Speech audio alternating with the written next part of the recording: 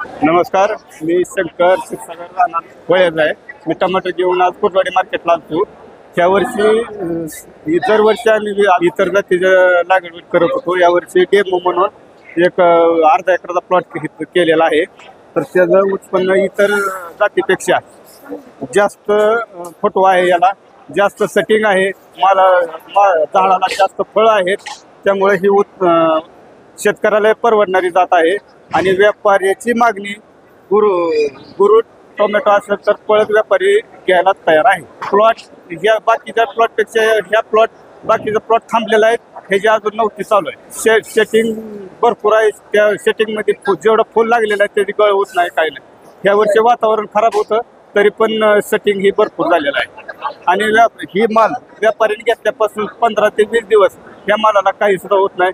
हा माल दिल्ली, जयपूर, मोठमोठ्या शहरामध्ये पोचू शकतो. प्रतिकारक शक्ती झाड आहेत, त्यामुळे ही व्हरायटी सगळ्यांनी लावायला काही अडचण नाही. मी पुढल्या वर्षी 5 एकराचा प्लॉट हा लावणार आहे. उत्पादन खर्च कमी आहे आणि उत्पन्न जास्त आहे.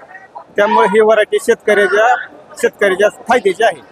आणि इथं मार्केटला टोमॅटो घेऊन आल्यानंतर 5 ते 7 व्यापाऱ्यांनी मागणी केल्यामुळे बाजार फडाफड करून जास्त किमतीने बाजारात माल विकला आहे. आणि हे गुरु टोमॅटो लावल्यामुळे मी अतिशय समाधानी आहे. माझ्या रानामध्ये जास्त उत्पन्न होऊन मला भरपूर पैसे मिळतील. तरी सर्व शेतकऱ्यांनी दुसरी व्हरायटी लावण्यापेक्षा पावसाळी जून महिन्यामध्ये गुरु टोमॅटोची लागवड करून भरपूर उत्पन्न घ्यावे. नमस्कार.